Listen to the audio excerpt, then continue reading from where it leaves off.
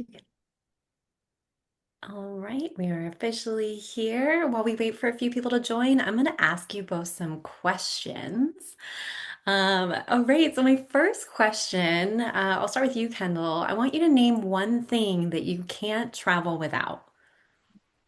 Um, well, this is it's an interesting question because, of course, I would say it depends on location, but probably the one like through item for me is since I'm always loving to be out there and exploring is probably going to be some shoes that will get me around. So, what are the days where I'm looking for just like cute shoes? Like, I want them to be able to get me around. So, maybe some hiking shoes, maybe some chacos, depending where I'm going if it's warm enough. But yeah, probably some good shoes. I know it's not glamorous, but it's what I want to It's do. practical. Okay, I've got a few more questions while we wait for others to join before we officially kick off the webinar.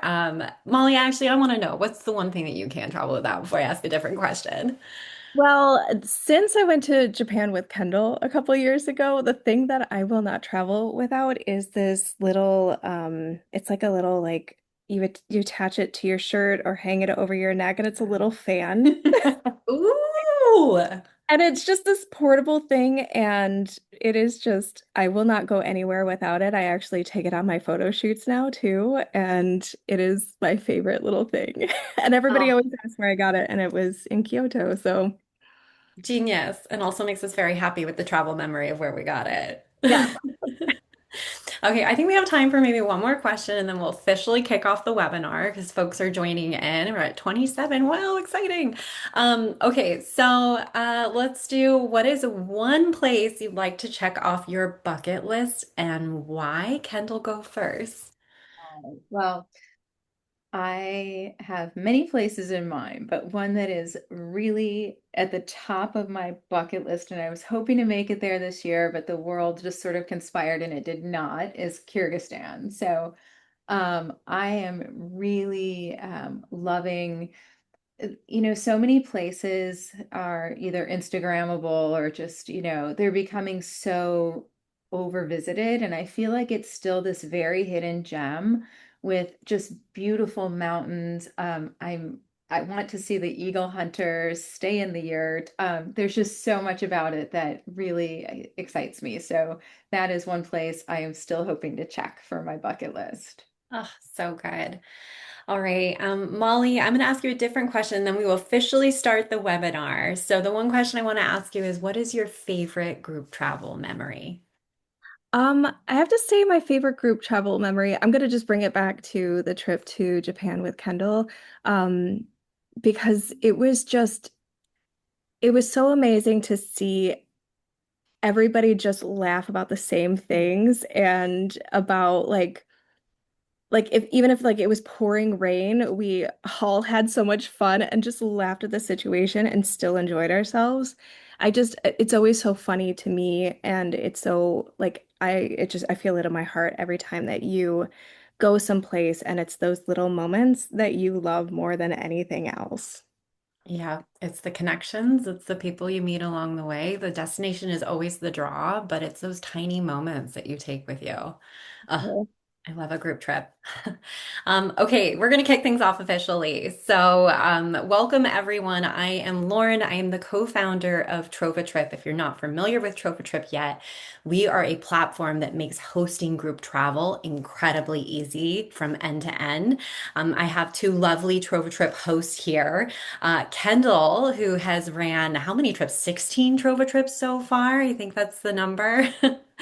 But she's incredibly experienced in the retreat space. She's ran over 50 trips since running retreats, and her adventures are very focused on a mix of adventure and hiking, and helping women find that sense of belonging. And that's really core to the trips that she runs. And then we have Molly here, who is a incredible brand photographer and visual storyteller who is really about inspiring women to help them find confidence through visual storytelling. So we have a dynamic duo here today to lead a webinar session on You Are the Difference, how sincere connection and authentic visibility Phil's retreats. So without further ado, I'm going to let you two take it from here and I'm going to go ahead and hop off camera. Thanks, Lauren. So welcome. This is super exciting to be here. I am going to talk today. I've got sort of three parts that I want to share, and then I'll turn it over to Molly to share the second part. So I want to just begin with a little bit of telling you a bit about me, where I started, because I've been doing this for a long time, and I learned a lot along the way. So maybe you can skip some of the errors I made by sharing some of the details. But I've been leading retreats since 2014. And I started when I began teaching yoga. And so when I began teaching yoga, I felt like I needed to get my brand, or my visuals, my face out there, so people knew that what I was offering. So I went to this workshop and it was called The Business of Yoga, and we came with all these prepared questions so that we could have copy to put on our website. And the thing that I showed up with was this whole history of who I was before um, teaching yoga. And I asked, like, should I incorporate this? Because I'm also a nurse. Should I incorporate this? And I was given the advice to just kind of leave it separate. And this, I think, ultimately was a disservice to me, because what ended up happening is I created this beautiful website and there I was, but I was just kind of generic. I was just sort of another yoga teacher. And I don't feel like the whole me came through. So today I want to talk about how showing up fully as you and authentically as you can start to fill your offerings. So whether you're just starting or whether you are already hosting, but maybe need to find a way to fill with a little bit more ease, how showing up as you and just really being vulnerable, leaning into who you are, creates trust amongst your guests. It creates a space where people feel very comfortable because they know who you are. So I'm going to start with a little bit of a mindset shift. So why retreats fill, maybe why they don't fill.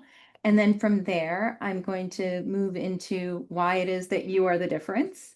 And then I'm going to move into how basically genuine connection, your community, is really going to be the magic that brings this all together.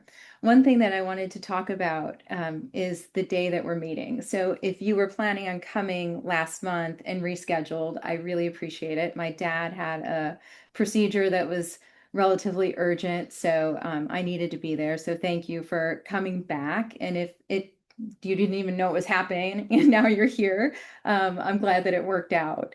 But today we are auspiciously gathering at the energy of the full moon. And if you know me at all, if we've met, you know that I love nature and connection with the rhythms of nature. So the full moon energy is bringing today the energy of illumination. So, you think of the light of the moon as this fullness that is bringing light, literally like this street light illuminating the space around us. And what that means is it allows us to take a really good look at what we're surrounding ourselves with.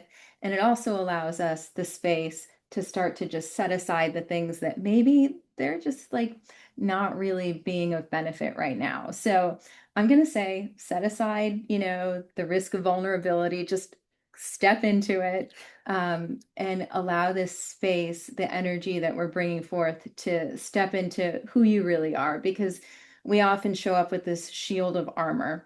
We often show up with this space that is protecting. And so I want to make sure that really you understand that you are what's changing everything, that you are what's bringing the magic to this. So why don't some retreats fill? So I want you to just think for a moment, if you saw an itinerary, you personally are looking, you saw an itinerary, it was a great location, it had like every destination, little checkbox that you wanted, the price was good, but you didn't immediately say yes. So what was missing from that? Like, what was it that was holding you back? And there's a few things that lead to this. And one of the things is that people are leading with logistics and not feelings. So when you show up and you're leading with just logistics, nobody really knows who you are. people don't really know exactly who's behind this. If you hop on the TrovaTrip site right now, you're going to find multiple destinations, some for the exact same itinerary. It could be the exact same local guide, but each trip is going to feel so incredibly different because of who's hosting. And that is because you are drawing different people. You are drawing the people who feel connected to you. So, how does this start? It starts because you're showing up. It starts because if it's not the itinerary, what are they saying yes to? It's to your offering. And they're saying yes because somehow they've already found trust in you. They can't see you, so Oh no! Shoot. Okay, well, hi, I'm moving here. we'll make it work. Oh, and here we do. We check all the tech first. I'm so sorry. I had no idea. All right. So they say yes because of you. So, Oh, you can go. Keep going. okay. So sorry. All right. We'll stop we really checked this, I promise. So people are saying yes because they have already found a connection with you. And whether this connection is by seeing you on social media or if it's somebody who you already have a real life connection with. But this is one of the reasons they've already found some trust in you. Um, the second reason that people are saying yes is because they can feel what this is going to feel like. People can picture themselves being there with you. And usually I'd say that whether you have already established content from trips or if you're new to it, just things that you're out there doing. Lauren said that a lot of my focus is hiking trips and adventure. So if I had not already had trips that were out there where I have content from just me hiking in the woods, things that feel real to me. So people can feel this connection. They can feel that they find a relation to what you're offering. Um, the transition to what is it about you that's different is, well, clearly there can be no other you. This is just a fact. And often people will want to replicate something that you see that looks interesting. So a trip that looks like, oh my gosh, this looks fantastic. I'd love to replicate that. This loses the essence of what you offer. So on my trips, I've already said I find connection with nature, the land that we're walking on. And so on my trips, I draw this in. The same trip can look extremely different for each person. So when I'm there, I always tend to make sure that we have an opening circle and a closing circle so that this whole journey is sort of contained in this vessel, this energy that we've, carried together. If it is on a full moon or if it is on a new moon, I make sure that we bring that in. I try to bring in moments of connection. So I try to bring in time where if there's something that's really spectacular, we have some moments of silence. And so these are the things that I offer. And obviously, the things that you offer are going to be so unique to you. So being unafraid to like pepper in your offerings and your special, um, you know, um, what is special for you into these trips. So it's really your voice, it's your energy and how you hold space that is going to change the entire dynamic of how your trips are run. And so this can be vulnerable, but it's also the thing that I think creates the most sincere connections. I want to move to um, community because this is really where I think all of the juice and all of this is because the way that you show up as you is going to naturally draw in people who have similar energy. It may be very different on the outside, but somehow all of these different people are coming and there's this common connection. And that's sort of you. I found myself as not so much as a leader as I do a connection maker. So I have this community that's been built, and I feel like I am not the leader of this community at all. I'm just someone who's creating these connections. I'm part of this web. And in that, it's really beautiful because it grows very organically. And how can you start to foster this, especially if you're just starting out? How do you start to foster that connection? So, real conversations and reaching out. It can be not very comfortable necessarily, but if someone is commenting on something on social media, reaching out, making sure that you reply. If you are just hosting a trip, literally creating that touch point and saying, I would love for you to come. People want to feel seen, they want to feel heard, and they want to feel like they belong. These are human nature. We are wired for it. So, reaching out to somebody individually and saying, I would love to share this experience with you goes so much further than you can imagine because people feel seen.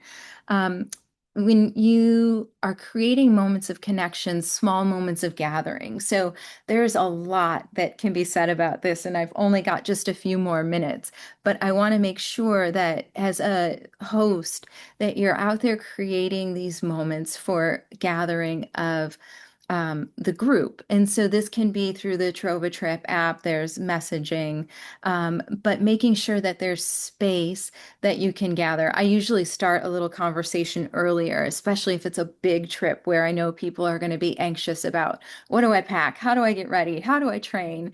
But I make sure that we try to connect earlier so that people feel tended to and cared for. These small things really create connections that make them feel like you are seeing them. And this makes a difference. I know I'm not one for Molly's our, whole brand specialist, but in brands, trust is nearly everything. I think statistics say like 80% of people will purchase from something or a brand that they trust. So you are becoming the face of that. You are becoming who they trust to travel with. And with that trust, they'll keep coming back. With that trust, they'll also be forgiving because travel is going to lead to some imperfection. But if they trust you, they know that you're caring for everything and they will keep coming back. So being a little bit soft with yourself, that perfection is not the goal here. Being really real is the goal. Um, I feel like I want to turn it over to Molly so I don't go over too much, but I wanted to share just one uh, little uh, don't worry, I really can remember things. A quote is what I wanted to share. I want to share a quote by Brene Brown from her book, The Gifts of Imperfection. And she says, authenticity is a collection of choices that we have to make every day. It's about the choice to show up and be real, the choice to be honest, and the choice to let our true selves be seen. I know that I sort of glossed over a lot, but the main take homes that I hope you take are showing up as you and real is going to attract the perfect people. It will attract your community. It's when you start to put up the armor and put up the, fear, and when you try to replicate instead of stepping into who you are, that you really end up creating more work for yourself because there's this weeding through. But when you show up and people know what to expect, they know who's coming, there's a lot of excitement and a lot of genuine connection. And these genuine connections have truly, truly changed my life with the community of women that I'm so blessed to gather with. So, with that, I'm going to shift it over to Molly and actually, now we'll put her on screen. We're And literally gonna shift. yes. And I just wanted to say if there's questions, Lauren is going to cycle back with those. So please drop those in the chat and we'll have a chance to talk about those. So Hey, thank you. amazing. Well done, Kendall. Oh, okay. Let's see if I can get through all of mine in record time as Yeah. well. Okay, so one, I love that quote from Brene Brown. I just feel like that is something that we can all hold, especially I mean, we all just are here to be seen, and then it's really hard to be seen when you're actually trying to show up. So, okay, so I'm gonna just go ahead and go through this, and again, we can have questions at the end. So, why visibility matters. People cannot say yes to what they cannot see. So ultimately, we are told that we need to be authentic, we need to show up consistently so we can build trust. But what the heck does that actually mean? So let's start with a visualization. So I want you to kind of put yourself into this, that you decided that you want to take a trip next year. You're going to go out to be a solo traveler and you're looking to get out of your comfort zone, explore the world, but deep down, you're just looking to make some new friends because making friends as an adult is really, really hard, isn't it? So you take to Instagram because that's where we go, and you're fed two different brands that are offering very similar trips, kind of like what Kendall is saying, the same itinerary, same pricing, and exactly where you want to go. They both share the same stock images and videos of the locations, and you could picture yourself walking down the winding streets, the sounds, the food, and you can't wait to book. But you are traveling solo, and this is all new. How do you know which of these guides to go on this trip with? So one of the brands starts to post some content with the actual guide at the forefront. They're actually super funny and they seem really kind. They talk about their experience on their last trip and share some stories about how the group uh, um, started to make like really good friends, even though they never met before.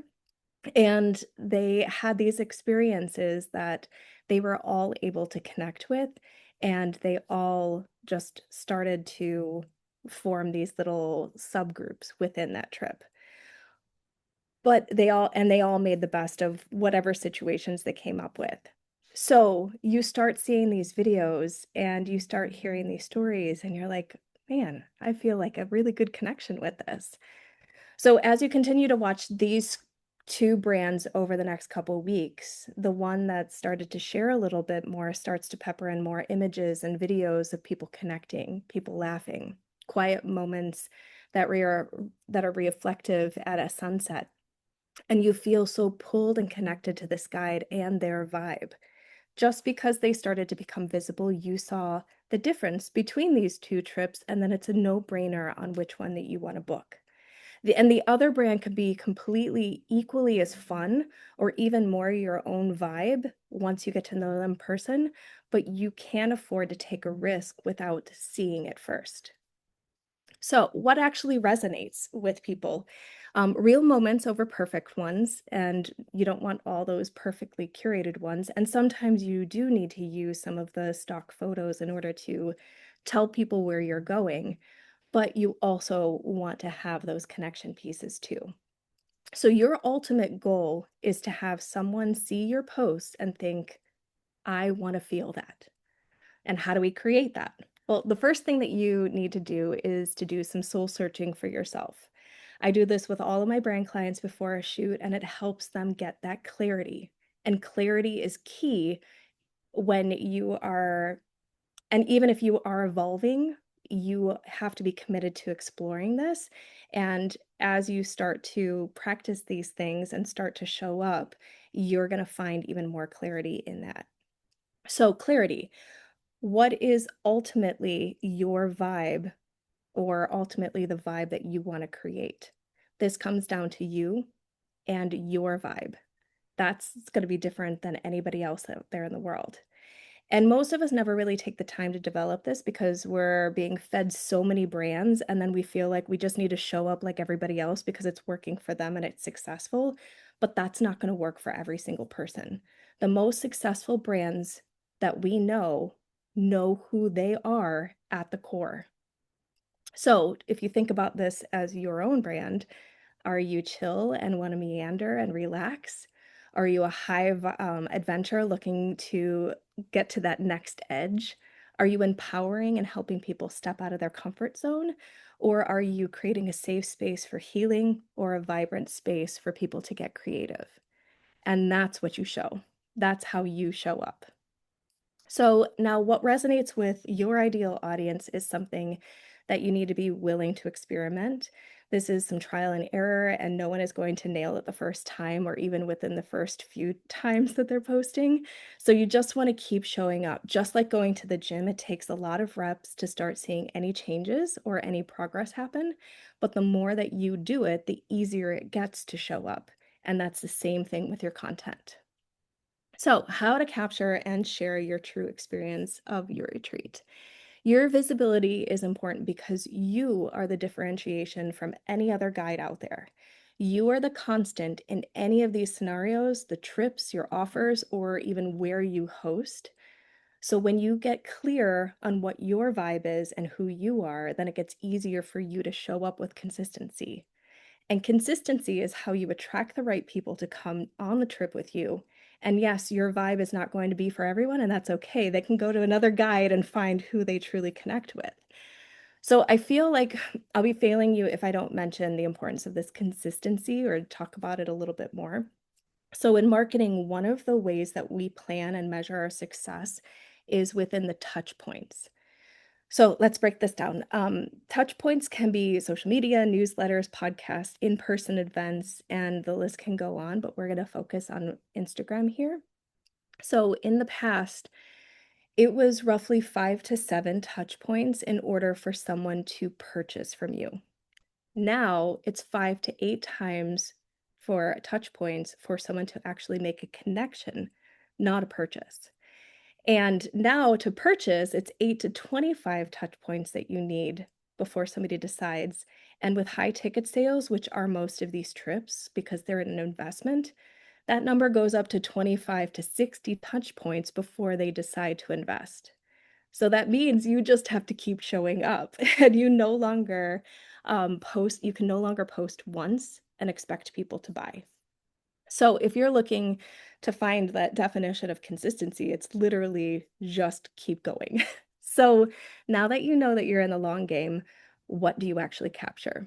You want to capture those in between moments and you want to pull back the curtain because people are curious creatures. After a retreat, you want to talk about reflections that happened, lessons learned, things that surprised you, those little moments and little stories that people can see themselves in.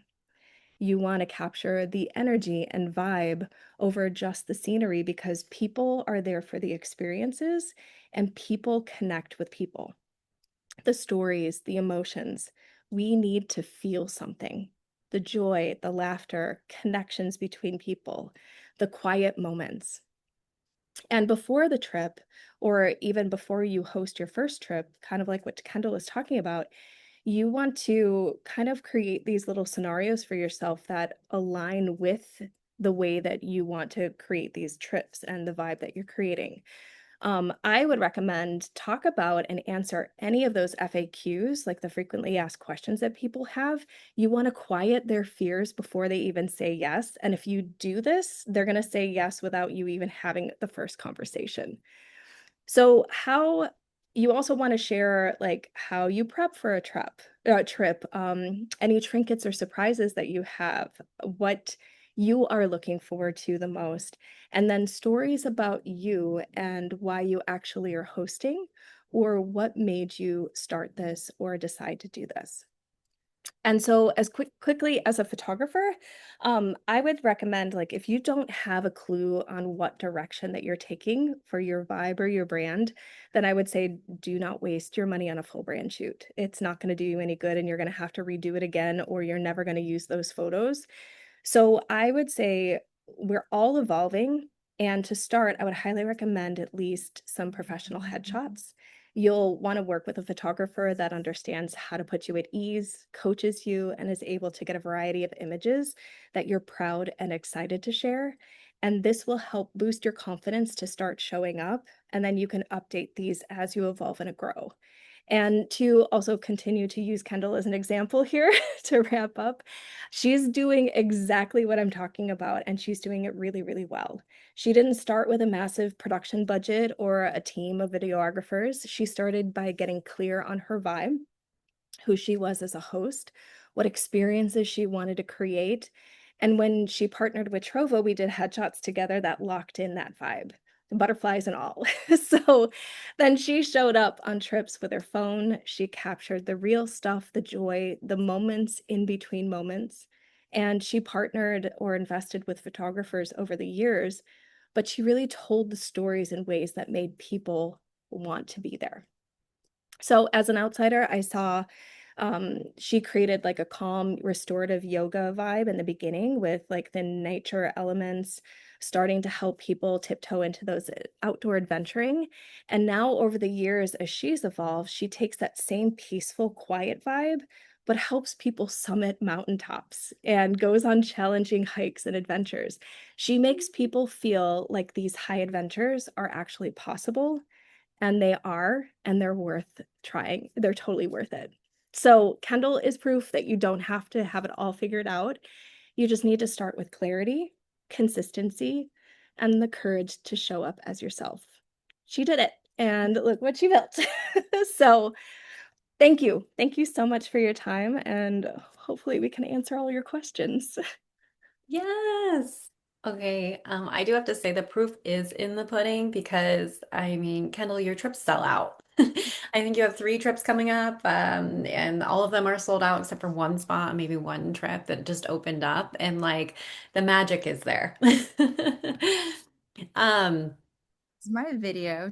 I'm going to stay in on Molly's screen and I'll Yes, sit that go one ahead, off. do There we that. go. We'll just sit together. Yeah, I don't know what happened. I joined to try and let you know, and then I left because I was like, oh, I don't want to interrupt. But you know what? I think it's like depending on how people were joining. We did a quick search, and yeah, fun stuff with tech. But here we are, and now it's Yeah. time for our live Q&A section. So as a reminder to everyone, if you do have specific questions, just go ahead and fill out the Q&A. I'm loving the specific questions that have come in. So one of them is, as a host, do you reach out to a guest as soon as they sign up for your trip? And what does that look like to help build connection? Yeah, so often I do. Sometimes things will fill quickly, obviously lucky best case scenario. But if it's filled quickly, sometimes I cannot reach out to everybody all at once. But especially if it's somebody who I've never met before, I have a lot of group chats going from previous trips. So there'll be like a lot of chat in there and I'll be like, hey, saw you signed up. And if it's somebody I haven't met before, I will often try to touch base and say, like, hey, saw you signed up, and let them know, like, X amount of weeks beforehand, a group link will be coming out. But if you need anything before then, please let me know. So try to just let them know that I'm there for them in the meantime and that official things will also be coming. So yeah, I do. I try to, make sure that people know that I've seen that they're coming. You know what? And I'm going to build upon that because we were actually just talking about this topic before the webinar started about like how important those touch points are before the trip ever happens. So you reach out like as soon as you can when they book. What does it look like leading up to the trip, and how do you continue to build that connection? Because that very topic we were talking about earlier is just so relevant. Yeah. So usually what I'll do is I actually in the Trova app, we'll get group messaging, and I actually don't remember offhand how many weeks beforehand, but especially for trips where I feel like either we're going somewhere that's a little bit more off grid or there's a lot more preparation involved. I really want the group to have connections earlier so that they feel like they've got resource. So I usually start a WhatsApp group, and so not only are they connecting with me, I think earlier on I felt like I needed to carry a lot of that. And now I'm like, here, we're going to put this in the group chat. And people are like, hey, I've been here before and this is what I needed. So the group chat not only is a way for them to, of course, have somewhere to ask questions, but to get to know each other beforehand too. So I usually start a WhatsApp group as well. So those touch points are there earlier. It's really smart. As somebody who's booked a Trova trip and gone on them, they having a chat with people who are on that trip helps remove a lot of fear. And also you can find a roommate. And those are things that help prevent people from dropping off because they get nervous and feel like, who am I even going to be traveling with? Who are these people? So I appreciate those insights. To build on that, someone asked, what is your system step by step to get people signed up? So taking it a step back. Yeah. Well, I think one of the biggest things is, like Molly said, showing up as you, because people want to know who you are. And everybody has a different way of doing that. So it's certainly not about changing the way in which you're like showing up on social media. Mine is tends to be like, yeah, I create some reels or I have some photos. I don't do a lot of like me hanging out and, talking to you. It's just not what I do on social media. So I think people have an idea of who I am, even if we haven't met. But that is one thing you have to obviously show up so people know who you are. Step by step, if someone has reached out or made a comment on something that I've got coming up. So if they've said, "Oh, this looks amazing," that is your invitation. Like reach out to them, make sure that, you either DM them or like if you just reply to their comment. But I mean, that is truly an invitation. Don't let that slip by. Make sure that you say something. If you see someone who is, I see a lot of creators who are like, in similar fields commenting on each other's things. And this is huge. So if you have a friend who's doing something similar, commenting on each other so that you allow each other to be seen. So really helping to lift each other. And then if you've got the luxury of having already done a trip, there's nothing like your previous guests to be able to help draw in more. So, like reaching out, hey, I still have space. Do you have any friends? So direct ask. Like, I am not a salesperson at all. So for me, like doing those reach outs was incredibly uncomfortable at first until I realized actually people appreciate it when I started realizing that those reach outs actually made people feel like they were seen and like you wanted them there, it really changed for me in my mind. Instead of like, I'm trying to sell you something, it's like, hey, I would love to take this journey with you. And so, reaching out to those people who, even if maybe they haven't said that they're interested, but you're like, I would love if they came, Yeah. reaching out to them. It's like So, that personal invitation that it yes. makes people like it's almost like that high school schoolyard, like having like that attention and that bringing them into this thing that you're doing. It feels more personal. Yeah, so a lot of reaching out. I love the language you're using, like it's your invitation to reach out to them because um, I hear all the time from hosts, I don't want to, I'm not a salesperson. I don't want to be salesy. I don't want to feel pushy. But then I bring it back to the stats, Molly, you shared, just marketing. You have to have, what was it, 20 plus touch points for a high ticket item. So you have to kind of keep reminding people and letting them know and bringing them in and that actual human connection, that touch point where you talk to them and help them feel seen is really powerful. And so I just think a lot of this is very helpful. And I want to reiterate that. And to bring that with the touch points, it's not just okay, 25 to 60 post. It is the comments and actually having those personal comments or if somebody DMs you and going back and forth and really just putting them at ease and just having that normal conversation. Those are all touch points. And if we can all be in a room together, it's easier to have those like, come across faster. But because we have social media, we get to like reach worldwide instead, which is really cool too. Yeah, 100%. Okay.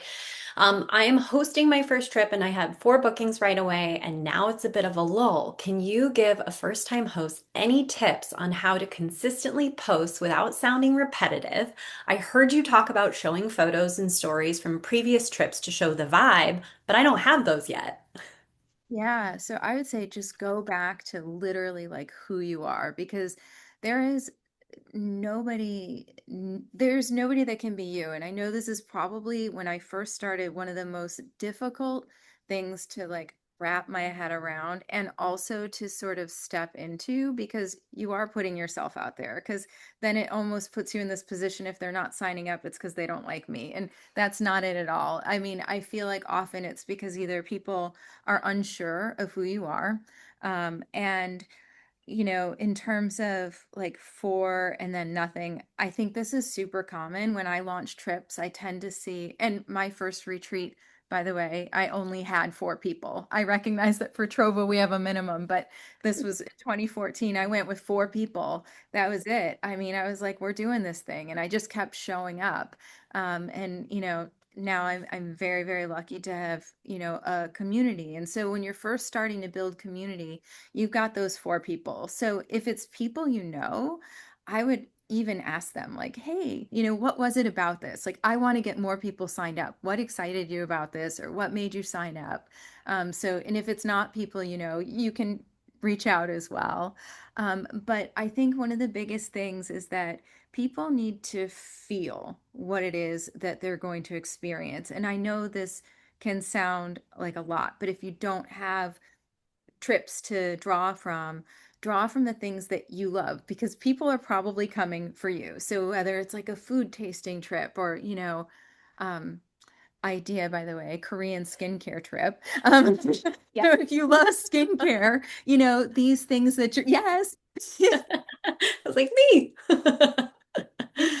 You're posting are going to show who you are and the things you're excited about. So it doesn't have to be this previous group trip, but what are the things you love? Because if you have a genuine excitement for these things, it's going to show through. Like, if I'm not on trips, you're going to see my feed filled with me out walking my dogs and paddling, and I'm out in nature. So, I mean, there's really not a lot of mystery about the things that I love. And so hopefully there's no mystery about the things you love and what you're hoping to bring to the trip. So instead of like continuing to say, here's where we're going, here's what we're doing, it's you. And let's just say, I'm not sure what the trip type is, but let's say it's a food trip. I cannot wait to taste this food here, and there's no reason you don't have to show up as the expert. I think that's another like falsity that I had early on, was like, I needed to be this expert. No, you've got a local guide who's the expert. You can be just as excited as your travelers. And so bringing that excitement forth, I think, is going to get people excited. So showing up as who you are, the things you genuinely love, and your excitement for the trip are going to get people also excited. So many good pointers. This is kind of similar content or question. I'm hosting 2 running retreats. That's cool. In Costa Rica, and this country is tied to my brand. I want to branch out and host a retreat in Sardinia, Croatia, elsewhere, etc. How do I shift to other countries? Should I stick to Costa Rica and keep doing retreats there? Like, what's my strategy? So I want to just Yeah. one little point on that. Again, like your brand, as you like when you're thinking about building your brand, think about just this is your personal brand. You are the person that's going to be guiding these people no matter where you go in the world. So you're, again, like you're going to be that constant, that consistency. It doesn't matter if it's in Costa Rica or Sardinia or any of these other places. And you'll start to see that, like the consistency of that personal brand as you start doing these things, and you'll be able to bring like little pieces from each of these trips into each of the other ones. So I don't No, know if I you add on to I that. love that. When I first started, I started going to Nepal, and so I was going year after year after year, and so that was what people kind of knew me for initially, was I was kind of known for going to this place. And there's benefit to that, because now people know, like, you're going there, and people hear and they're like, oh my gosh, I want to go. But what I ended up doing was transitioning. I had this adventure retreat, and then because I was teaching yoga, I had this yoga retreat. So I did those 2 every year.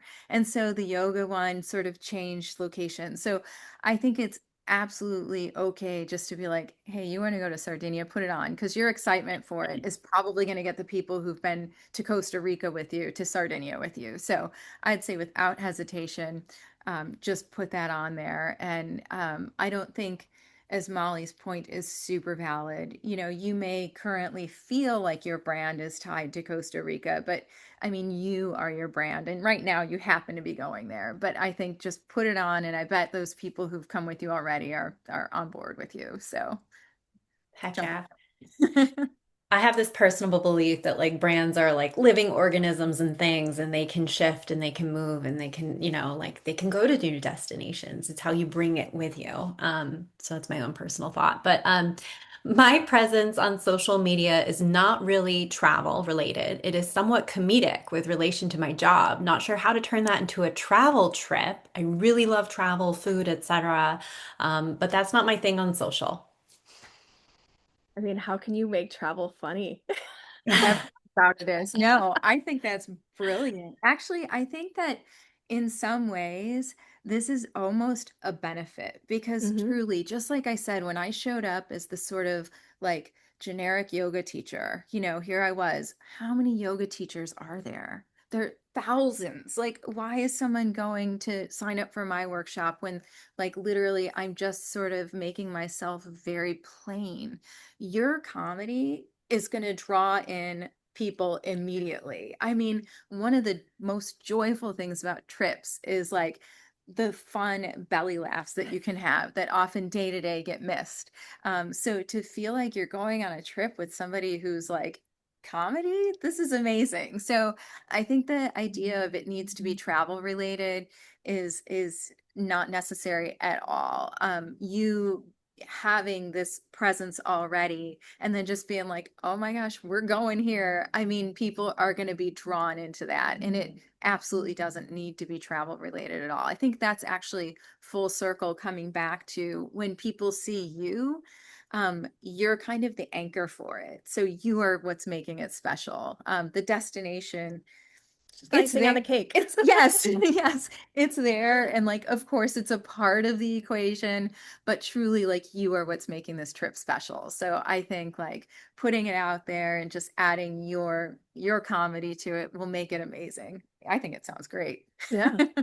And I'll just add, if it makes anyone feel better who's attending, over the years, we've partnered with hosts who do Pokemon Go trips, who do reading retreats, who bring notebooks and pencil pads and travel together because they love art. I have seen it all, and it's just really cool to see that you have this unique community. They follow you for a reason, and they just want to go experience the world with other like-minded people. And that's the magic of these trips, is you make them what they are. This is a very kind of similar kind of vibe, but this question is one of the things I find tricky to communicate is part of the reason why I host trips is to help women find meaningful connection or community. I'm just not sure that saying you'll meet more people like you and feel less alone is the thing that's like really landing it. And so I appreciate testimonials.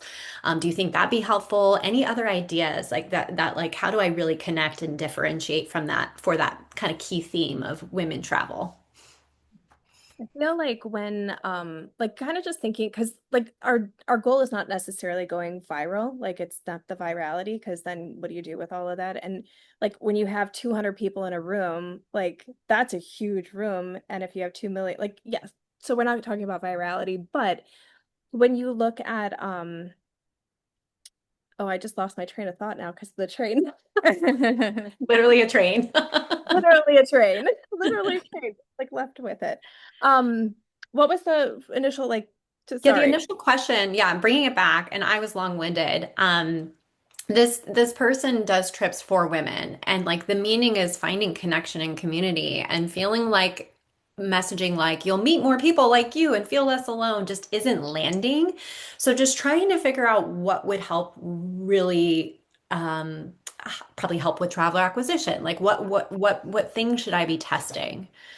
So some of like those trendy posts that people are doing where it's like you so relatable on some of like those topics of like, adult friendships and things like that. Like some of those like funny things are gonna attract more people that like you or even like sitting down and journaling about like what is it that it means that like we have like this loneliness epidemic and how like what is it that you're lacking or what is it that you're fearful of even putting yourself out there, so like taking and looking at like the whole gamma of what it means to have adult friendships and to have these like communities being built, like what are those pieces that people are missing, and there's like a whole like subculture underneath like all of like the surface level stuff. So if you start going into those and talking about them, almost like you're like, oh my gosh, this woman's in my head. about this is what I've been thinking and this is what I've been feeling. So like those Yeah. are some good ones to pull out. Yeah. That's so great. I spoke with a traveler who booked a trip, who went on a women's only trip, and she was in her 40s and she said, I was looking around me and people were getting married and having kids and that wasn't me, and I wanted to go see the world, but I'd never traveled internationally, and she kept going back to seeing this host who was posting content of like women traveling and all the things they were doing together. And she said the content that was being shared helped herself go, that's me. I can visualize myself with that group, those people, and I feel like I belong there. And she booked a trip. So that's just like a real example, full circle of women's only trip and how it can connect with a traveler. Yeah. One thing I would add into that is I really resonate with this question because I do feel like it comes back to when I first started teaching yoga. I love yoga. I have a passion for yoga. This person who's posing the question clearly has a passion for creating connection and letting people be seen, but um, it almost feels a little too broad. So, in fear of leaving people out, because especially if you're trying to get those first 8 bookings, you're trying to like cast this super wide net to make sure that people see it. But people told it to me and I didn't believe it, so it's taken me years, but it's true. Like hone in, make it smaller, because that's going to be your people. When your net is too broad and you're just like, women are connecting, what women? I've got people on my trip, they're 20s, 30s, 40s, 50s, 60s, but they all love hiking and adventure. So, what women? I've seen hosts who host like widow retreats. So, what women are you looking to aim? Are you looking for professional women? Are you looking for, and I know it's like, well, all women, but you know what? I would say reflect and think back to like what your passions are. Who is your current like community? Who are the people that you're connected with the most? And this is going to give you a little bit of an idea of who is probably going to be drawn to your trip, and really really hone in on them. So I'd say take the net and cast it smaller, get really specific, because that's who it's going to land with. When you sit there and say like, you know, are you in your 50s and finally your kids have gone to college and now you have the time, let's connect. Who is it? So I would say really take it down and narrow in on who you want to come. So take that broad thing from women and which women. And Super off of helpful. that too, like one of the biggest things that I've learned over the years is if especially if you're testing out the different kinds of content that you're going to be putting out there, you can, oh, thanks. Thanks, guys. So if you're testing out the content that's going out there and you're going to try doing some face to camera or you're going to do voiceovers or any of those kinds of things, one of the things like that, narrowing it down, actually speak to one person, like that person that you would want to spend 7 to 10 days with nonstop. Like, who is that one person? And that usually will connect to somebody on the other side of the screen that feels like they're in the same room with you and want to be there too. Just want you to know that they replied that was incredibly helpful. So we have time for more questions, so I'm gonna try and get through these. I don't know if we'll get to them all. How do you recommend capturing what our audiences would be interested in when it comes to picking a trip, destination, budget? My audience is teachers, and I just wonder what the interest would be. Oh, they want to, they want to go, they want to We leave, need and they it. want to get out of here. Yeah, well, definitely for teachers, one thing that I've seen come up over and over is the time constraints. So, you are now looking at summer trips or maybe that time over Christmas, which of course is going to create a big, probably a bigger budget trip. So you're looking at summer trips. So that kind of starts to create destination, like where is a great place to travel in the summer. So I would start by thinking those logistics. Okay, if I'm targeting teachers, I know we're going to go over the summer. Is this something that you want to do, like Europe summer's been so hot, is it like, so thinking about these logistics. But I think knowing your audience, that's really helpful, because that's going to give you a time frame, and then you're going to be able to, like, if you go on the TrovaTrip site, you can even put in the months. So you can put in like June, July, August, and see what trips come up as being like the best trips at that time or offered at that time. So I think that's a way to kind of work backwards since you already know your audience. Usually, if I have people that are teachers coming, they're like, oh my gosh, I can hop on this summer trip, because it can be really difficult logistic wise. So I would start working backwards that way. And on top of that, too, and this is a great way to start building your community and getting people involved by asking polls in your stories. And I know Trova already has some polls that you can start to like add people to and then gather those email lists for when you do launch. But if you start to poll and ask those kinds of questions, it's like that anticipation that they're getting excited because they're building this with you and they're part of it. And then they're more apt to want to go too. I'm glad you mentioned that because we rolled out that survey tool on the platform years ago and have since collected over 1 million data points of people in market. And it's really helpful because one, it helps with traveler marketing. It drives 20 or 30% of all bookings on your trip. But the thing that I've always loved most about polling or surveying is it invites your audience in to be part of the process. It gets them thinking about it, imagining themselves there. It's like that initial awareness step. And you're really like bringing them in, inviting them in to be on this journey with you as you plan that trip. And those are going to be those warmest people to actually say yes to it too. Yes.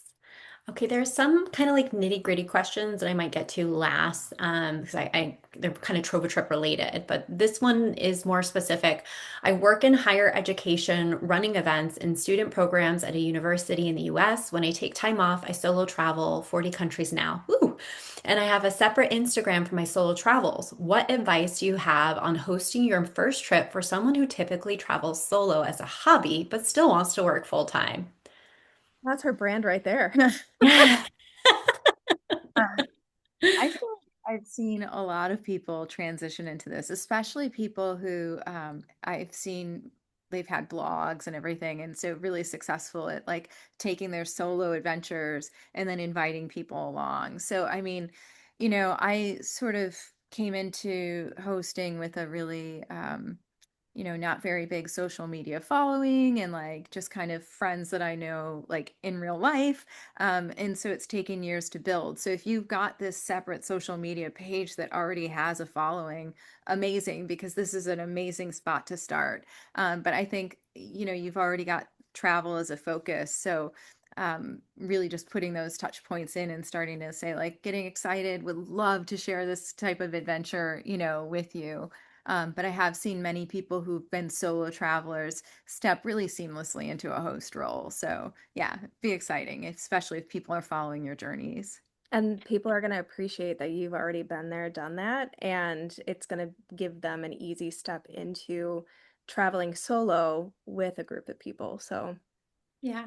And a lot of people refer to solo travel as like, I'm going on a plane by myself and hopefully meeting a group. And 70%, a little over 70% of everyone who books a Trova trip is going solo. They're not bringing a plus one. So it is so natural to be like, come on this adventure with me. You don't have to bring a plus one. We can do it solo together.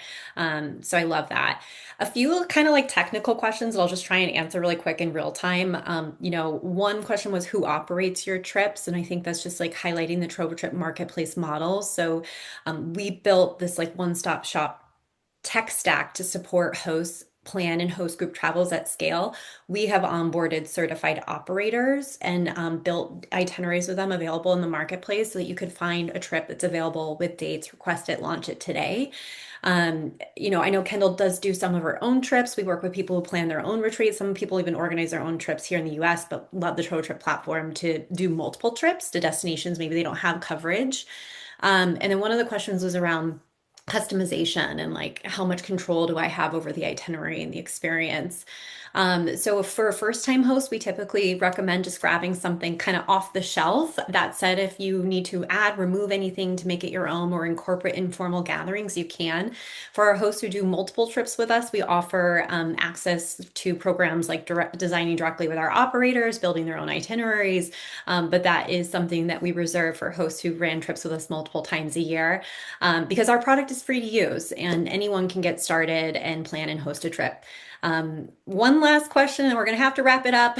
Um, how do you handle travelers who did not fit in well with the group and made others uncomfortable, specifically if they are expressing interest in coming on the next trip? Mm. Oh, I'll let you deal with That's that. Tricky. that's a that's a big one. I'm really, it's what, 12 for 12 years, and there's two people who've been like, there's challenging people, and there's two people who I'm like, oh my gosh, I don't want them coming on another trip. I mean, we're just talking real talk here. One of the things for me that is really important is that like we are traveling, this journey is a safe container. So things that I won't tolerate are like a traveler treating another traveler badly. I won't. And so if this person has expressed an interest on coming on another trip, I think it's really important just to have that honest conversation. Hey, this happened. I'm a little concerned. Can we talk about it? Because sometimes there's always another side, and so a couple things that I do right away on trips is if I see something coming up, if I see somebody starting to say something, I say, let's pause. I'm like, were you present? Because if it was this person said, and for the most part, this isn't a thing, but when you've got 20 people traveling together for 7 days, 10 days, we're people, stuff is going to come up. And so I think one major thing is the way in which you hold that space.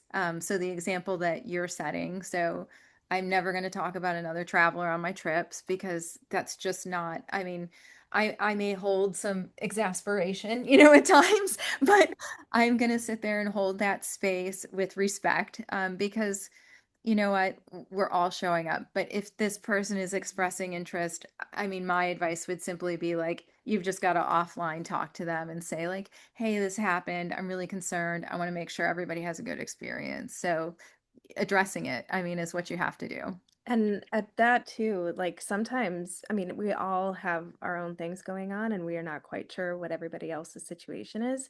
Sometimes people aren't aware of like this kind of behavior that comes out. And if we're all adults and we can have this conversation one on one, most of the time, like they're like, oh, well, I didn't realize that. And then they want to do better. So Yeah. you can actually, help somebody hopefully out of this. And if it doesn't work out, then you can kindly ask them not to. Maybe there's something else out there. I love this, and I love someone just dropped in something that they do. They create a group agreement at the beginning of the trip, like kind of like, here's how we all respectfully travel together. And I think that's a really nice little tip. I love that. Yeah, I tend to do an opening circle and a closing circle, and I've never called it a group agreement, but I love that. And within that opening circle, try to put out some of these respectful ways in which we're traveling together. I hate it. It's 1:02. We have to wrap things up. Molly and Kendall, you both are so amazing. And I personally felt like I walked away learning a thing or two. I was like messaging Meredith. I was like, oh my gosh, we should add that tip into our blog as a recap because that was amazing. So thank you both so much for your time and your energy and showing up for the host community. Is there anything you want to add before we wrap up and close? I'm so grateful. Yeah, I'm super, super grateful. Anybody who showed up, I truly love hosting, and I've been doing it a long time, and I've probably made every error along the way. And I feel like there's room for all of us. So if you've got questions, please reach out. I am happy to share whatever I can, to help make something successful for you. I mean, I feel like connection is something that we're so built for, and we have absolutely in this day drifted away. So I think these trips are a beautiful way to bring it back. So if there's anything that you want to bounce off me, I'm happy to try to help make that successful for you. Beautiful. All right. Well, we'll go ahead and wrap things up. Thank you, everyone. Thank you. Thank Thanks you. so much.